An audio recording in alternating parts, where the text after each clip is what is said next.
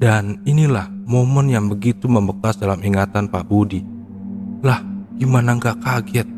Firman diminta menyembelih anak kambing, yang ternyata anak kambing itu adalah anaknya sendiri. Astaga man, benar-benar hati saya menangis. Anak kecil tak berdosa harus meregang nyawa menjadi tumbal demi harta kekayaan diri sendiri.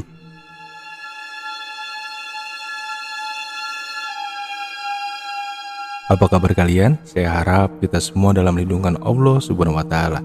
Amin ya Rabbal 'Alamin. Kali ini gue punya kisah mistis pesugihan yang bikin hati tercabik-cabik. Gimana gak nyesek anaknya sendiri ditumbalkan.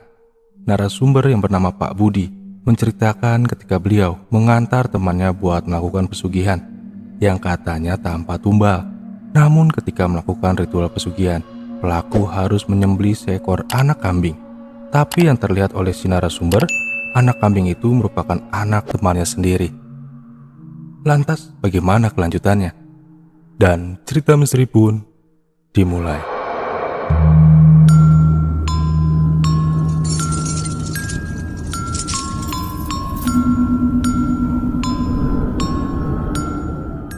Dasar gila, kata Pak Budi. Matanya masih menatap ke sana kemari, seolah membayangkan peristiwa yang membekas di ingatannya.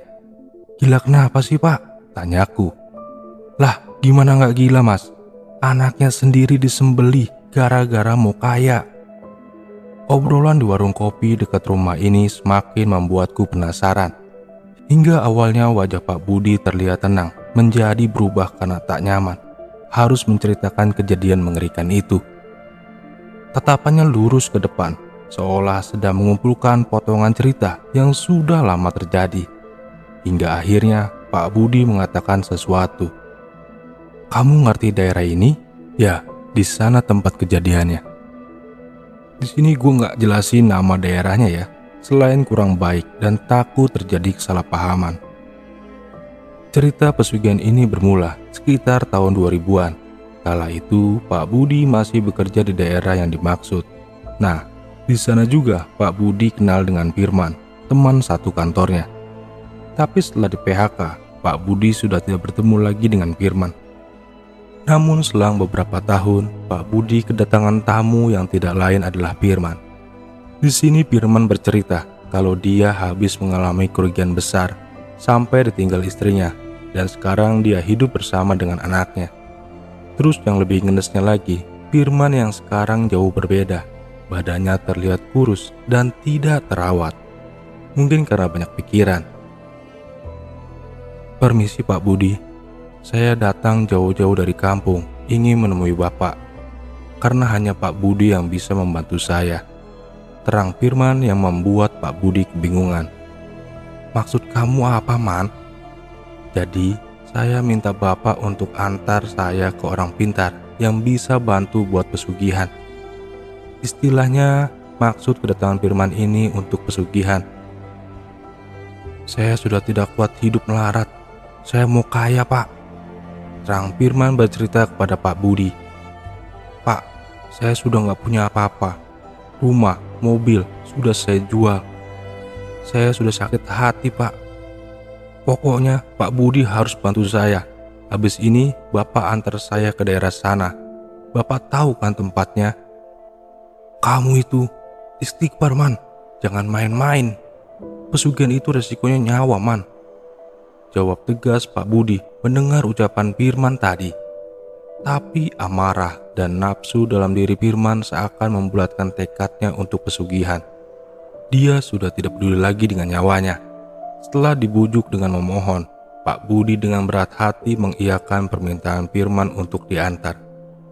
Baiklah, kita jalan jam 7 malam, persiapkan dirimu. Dan tepat setelah azan maghrib, mereka berdua pun mulai bergerak menuju tempat pesugihan yang dimaksud. Perjalanan yang begitu sunyi karena mereka paham akhir dari perjalanan ini hanya ada kematian. Setelah menempuh 4 jam perjalanan atau sekitar pukul 11 malam, Mereka berdua pun tiba di sebuah pemukiman di tengah hutan.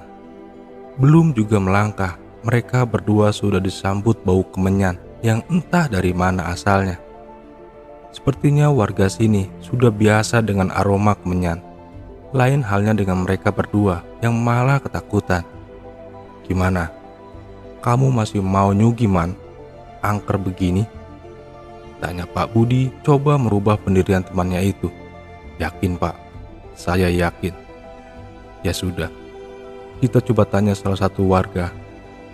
Setelah bertanya kepada warga, Pak Budi dan Firman diarahkan ke salah satu rumah di sudut kampung. Rumah sederhana dengan anyaman bambu sebagai temboknya. "Silakan masuk, Pak. Ini rumah Simbah yang tadi Bapak tanyakan." "Makasih banyak ya, Mas, sudah mengantar kami." "Sama-sama, Pak. Saya undur diri ya, Pak." Setelah dipersilakan masuk, Pak Budi hanya terdiam melihat isi rumah yang penuh dengan pusaka dan barang klinik. "Saya Budi, Pak, dan ini Firman teman saya. Jadi maksud kedatangan kami ini..." "Ya, saya mengerti. Silakan duduk kamu." Simbah menunjuk wajah Firman, meminta dirinya duduk di dekatnya. Pak Budi paham dan mundur untuk memberikan ruang bagi Firman. Di sini, Firman mulai ditanyakan tentang kesanggupannya dalam melakukan ritual pesugihan. Selama di dalam rumah, Simbah nampak aneh. Tidak sekalipun dia menatap kami secara langsung. Dan kejadian makin bertambah aneh. Ketika Firman dan Mbah bicara, Pak Budi tidak dapat mendengar pembicaraan mereka, sedangkan jarak mereka tidak jauh. Lalu mata Pak Budi seperti diarahkan ke arah luar rumah, seperti ada sesuatu di sana, tapi hanya ada kegelapan. Dan ritual pun akhirnya dimulai. Firman nampak memakan sesuatu dengan sangat lahap. Padahal yang Pak Budi lihat, Firman memakan bangkai tikus bersama dengan belatungnya. Pak Budi ingin berteriak, tapi dia tahu akan resiko jika berani mengganggu ritual pesugihan ini. Dia hanya menahan mual karena tak sanggup melihat Firman yang terus mengunyah dengan lahap. Santapan malam itu ternyata belum selesai. Kini Firman membuka bungkusan daun pisang berisi jeruan hewan yang juga sudah membusuk dengan bau menyengat. Tapi Firman tetap memakannya dengan lahap. Aneh memang, kenapa Firman seperti itu? Pak Budi yang tak sanggup lagi akhirnya coba keluar rumah karena mau muntah. Tapi belum juga dia melewati pintu rumah, dua sosok tinggi besar dengan mata menyala menghadang langkah Pak Budi untuk keluar. Pak Budi coba kembali ke dalam. Dia takut malah mengganggu ritual pesugihan Firman. Di dalam, Firman yang sudah memakan hidangan menjijikan itu nampak tersenyum bahagia dengan tatapan yang kosong. Bibirnya tidak mengucapkan sepatah kata pun, hanya senyum mengerikan yang dia tunjukkan. Pak Budi hanya mengikuti proses pesugihan itu yang kini harus dilakukan di luar rumah. Dan inilah momen yang begitu membekas dalam ingatan Pak Budi. Lah, gimana gak kaget? Firman diminta menyembelih anak kambing, yang ternyata anak kambing itu adalah anaknya sendiri. Apalagi ketika anak kambing itu berteriak embe, embe sambil meronta-ronta. Tapi dalam pandanganku, itu bukan anak kambing, tapi anaknya sendiri. Gak sanggup melihat kejadian itu. Astaga man, benar-benar hati saya menangis. Anak kecil tak berdosa harus meregang nyawa menjadi tumbal demi harta kekayaan diri sendiri. Batin Pak Budi menjerit. Ketika kejadian itu, Pak Budi tidak dapat melakukan apa-apa. Mau teriak, coba menyadarkan Firman, suaranya hilang seakan ditahan sesuatu. Apalagi di depan, samping dan belakang ada makhluk-makhluk mengerikan yang menatap kami. Bahkan ada makhluk yang menari seakan bahagia ketika Firman menyembelih anak kambing itu. Batin Pak Budi menyesal telah mengantar Firman ke tempat ini. Saya nyesel ngantar kamu man, dan mungkin saya ikut berdosa karena mengantarmu ke sini. Benar-benar menyesal. Ingin rasanya ku hantam kepalamu agar sadar man, teriak batin Pak Budi sambil memejamkan mata. Dalam keadaan takut dan gemetar, Pak Budi coba kembali membuka mata yang kini dibalas tatapan mengerikan dari Simbah yang seperti tahu dengan apa yang tadi diucapkannya. Dan akhirnya ritual pesugihan itu pun selesai. Dengan cepat Pak Budi meminta Firman untuk pulang tanpa menceritakan apa yang tadi dia lihat. Di perjalanan mereka hanya terdiam tanpa mengucapkan apapun. Yang terdengar hanya suara jeritan anak kecil meminta tolong di telinga Pak Budi. Belum juga mereka sampai di depan gang, sudah banyak warga. Ketika ditanyakan, salah satu warga mengatakan bahwa anak Firman telah meninggal dunia dan meninggalnya mendadak tanpa sebab. Mendengar itu Pak Budi hanya diam karena tahu penyebab kematiannya adalah Firman yang telah menumbalkan anaknya. Firman lalu berlari coba mengangkat anaknya yang telah mati. Tak henti-hentinya Firman menangis melihat mayat anaknya. Pak Budi hanya diam sambil mengutuk kelakuan temannya itu. Itu karena perbuatanmu sendiri, Man.